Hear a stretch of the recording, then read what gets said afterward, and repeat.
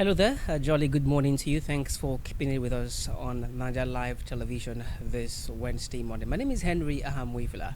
It's now time to check out the papers and find out what they hold this Wednesday morning.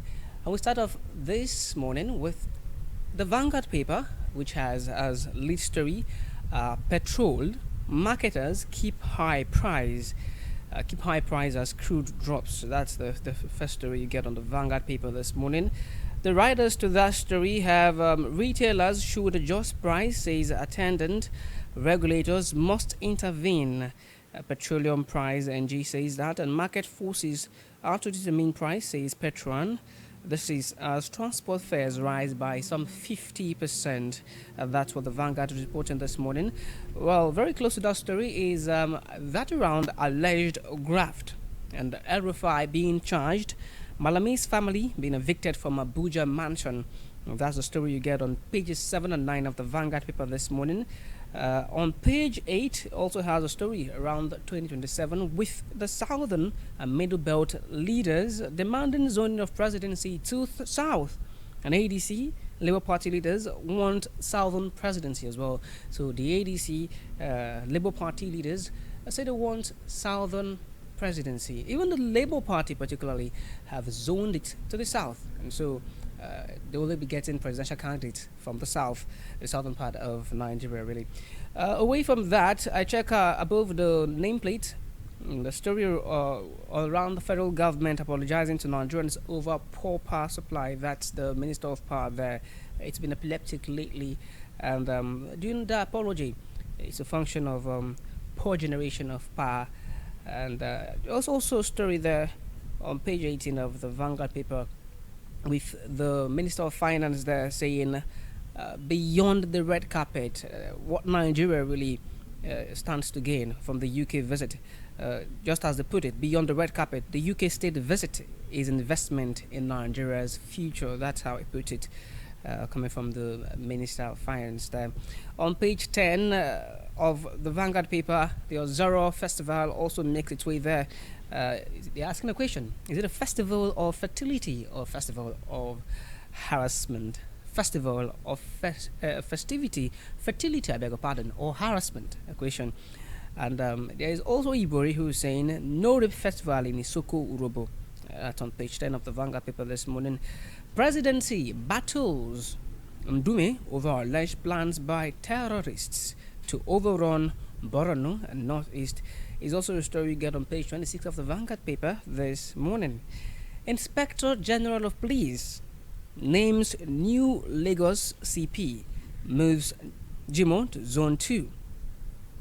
Well, check out the story. Zenith Bank appoints Kennedy Okudili as executive director. He's also on the Vanguard paper this morning.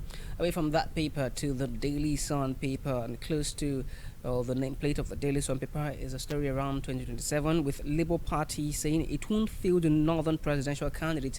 That's Nenade Usman saying that as they have thrown their door open for interesting aspirants, but they say they won't field the northern presidential candidate.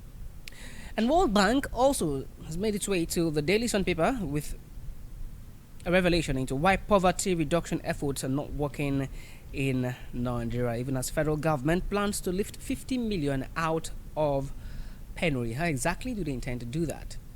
Well, mayhaps the Daily Sun has more into that for you this morning.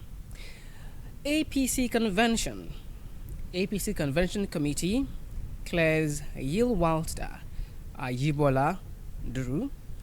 Others also get nod to contest party positions. Aspirants institute 200 million naira suit against party.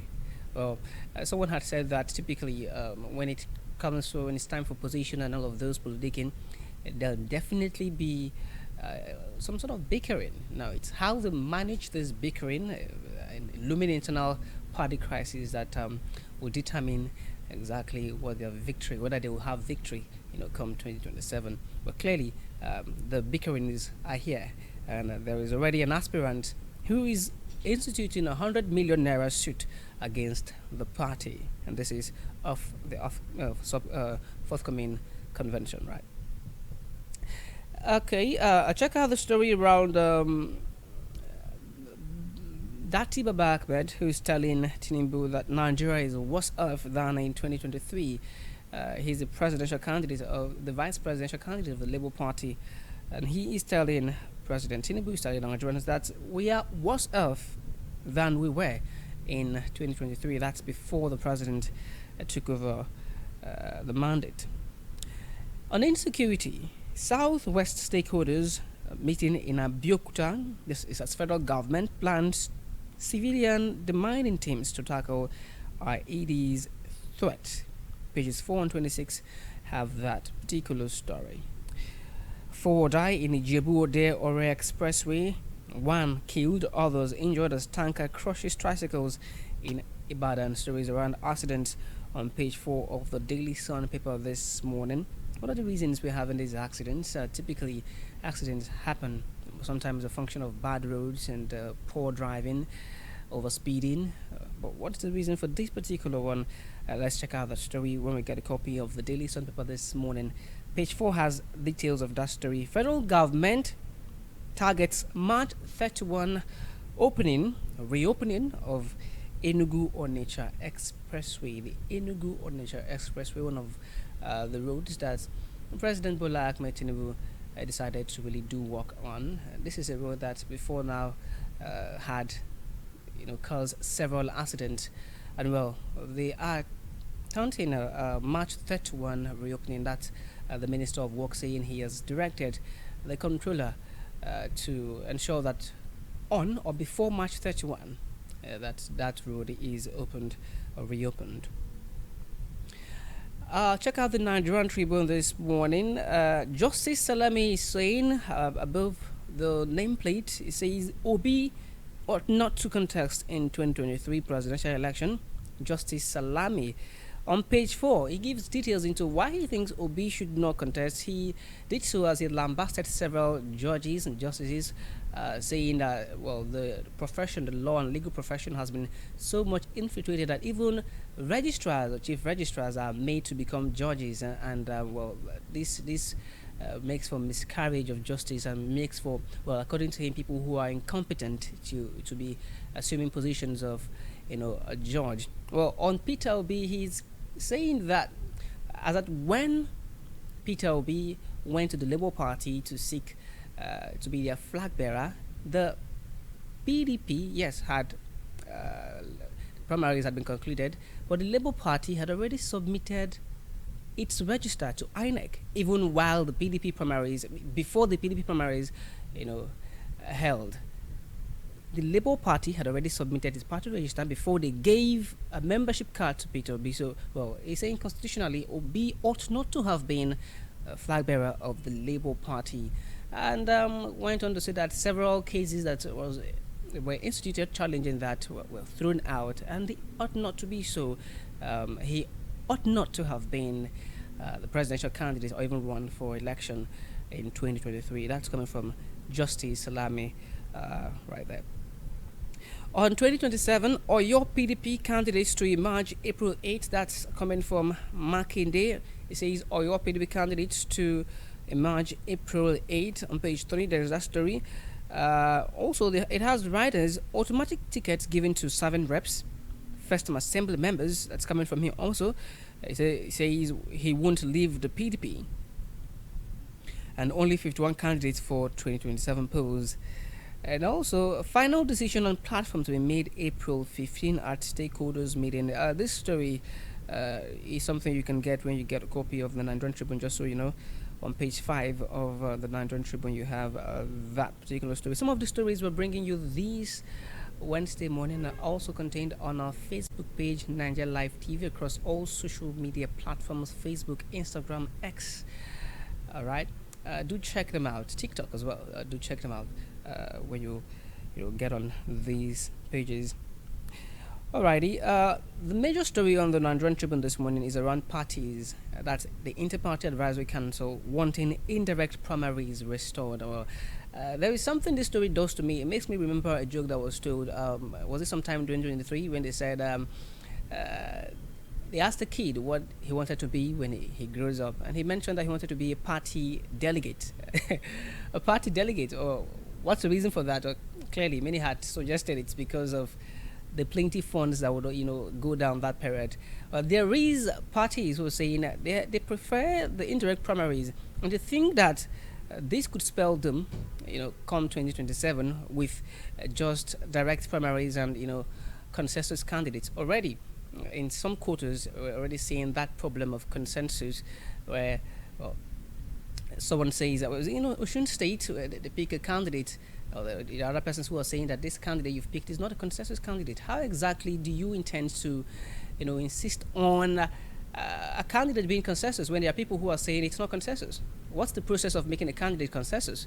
All right, and the next is direct primaries, which could be very very expensive, for most political parties to adopt, and many of them would just be adopting consensus, which also could bring about a lot of court cases, a lot of court cases, a lot of dissenting voices as well.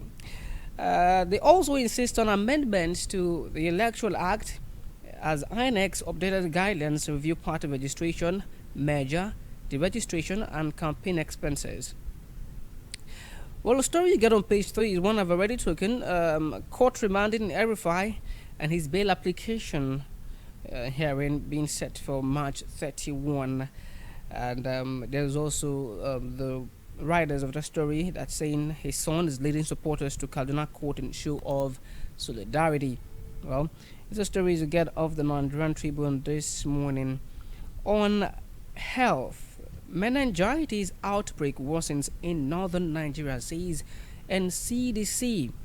Meningitis outbreak worsens in northern Nigeria, says NCDC. New Telegraph paper, APC National Convention threatened as aspirant heads to court over alleged exclusion. Over alleged exclusion, they say. Also, defendants served at party secretariat given 30 days to enter appearance, is a riders. Party targets 10,000 attendees, 740 delegates to vote. And Masari leads venue inspection. Shatima receives Zamfara Governor Lawal supporters into APC. These are stories of the New Telegraph this morning. Nigeria's Jet A1, that's aviation fuel export. Nigeria's Jet A1 export doubles as 3-week earnings hit 343 billion naira. Is a story above the nameplate. On the Middle East crisis, Nigerians will continue to pay more for fuel as oil jumps over $100. Oil jumps over $100, and there is this report that Nigerians will continue to pay even more for fuel. And also right as to that story, Israel, Iran continue attacks. Trump's approval rating plummets in the US. Pakistan offers to mediate end to hostilities. Pakistan offering to mediate an end to hostilities. Hopefully that comes true. But these are stories got off the New Telegraph paper this morning. And real quick, I'll leave the paper to check out the Business Day paper, which has a late story. Nigeria taps tech to put decades-old port bottleneck to bed as they unveil first phase of national single window to fix transaction delays and boost trade. Liquidity surge drives OMO comeback despite investor retreat. Stories of the Business Day paper this morning. The Daily Trust paper reported on parties. Parties move against Electoral Act. On 2027, Labour Party zones presidential ticket to South. We already have that. And they also are offering some sort of insight. What you have to know, what you need to know about the new HIV prevention injection. We took that yesterday, right? There is a new HIV infection prevention injection, right? And so the Daily Trust this morning are offering an insight into what you need to know about it, right? US to send thousands of soldiers to Middle East is also another story that's contained on the Daily Trust. And there is also a revelation into what the federal government can do to bring down petrol costs. This is most likely an opinion piece or an editorial. Well, what the federal government can do to bring down petrol costs. The Daily Trust has that story also this morning. Away from that to the Daily Champion this morning, Electoral Act, the way they put theirs, IPAC insists on urgent amendment ahead of 2027 polls as INEC unveils draft guidelines for political parties. Defense review seeks input from stakeholders as Labour Party zones presidential ticket to the south. Amid price hike, Navy seizes illegal fuel consignment, arrests 8 suspected oil thieves in Rivers State. Information Minister says this morning on the Daily Champion that federal government is making substantial progress in fight against corruption. And check out the story: FCT to get major urban overhaul as Wiki engages Japanese firm on master plan review. Check it again: FCT to get major urban overhaul as Wiki engages Japanese firm on master plan review. Federal government unveils plans to lift 50 million Nigerians out of poverty by 2030. There's also another story that's contained on the Daily Champion. What are the plans like? You might want to take a review of that, right? And check out the Daily Champion paper this morning. Land grabbing, Kaiser raises the alarm over heightening land scam in Abuja, calls on FCCPC to protect Nigerians. The functions of FCCPC, yeah. Do you believe that they've been carrying out these functions like they ought to? Do you think that they have been effective enough? The FCCPC, a Consumer Protection Commission, have they been effective enough? This is, Kaiser raising alarm and calling for the FCCPC to protect Nigerians. Do exactly what you were commissioned to do, right?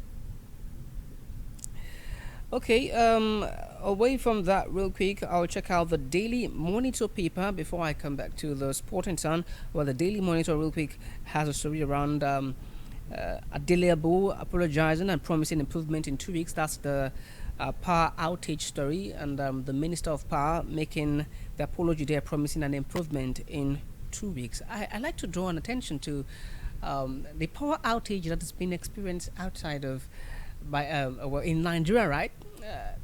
Yes, we have power outages in Bayelsa, but I like to think that in the past few days, it has not been representative of the several statements that the PHED has been making on their Facebook page. They've been making several posts on Facebook that they are having problem with purchasing electricity, purchasing power from the Gencos, right? The discos are complaining, PhD and other discos are complaining that they've been having problem with purchasing that. But I mean, we've been seeing some sort of power around here.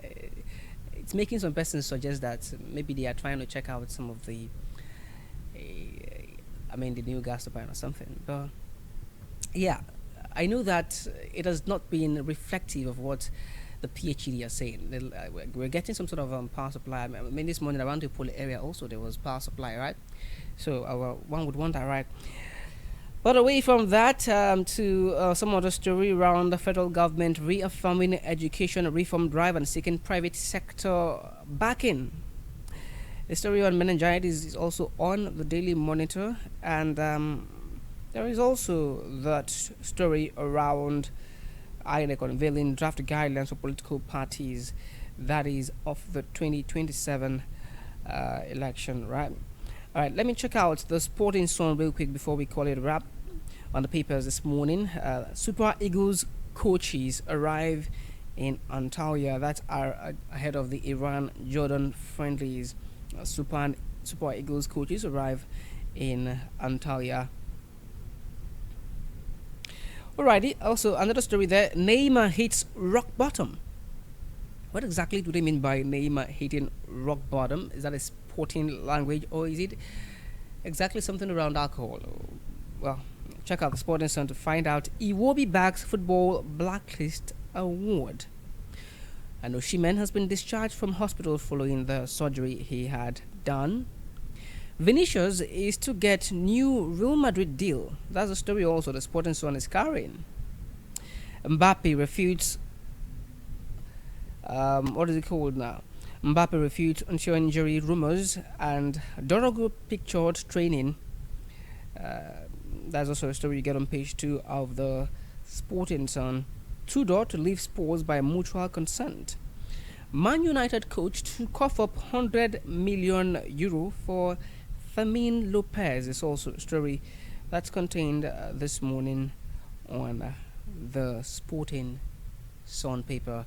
And that's where the curtain will fall on the papers this morning. We'll bring you the Globin View in a moment.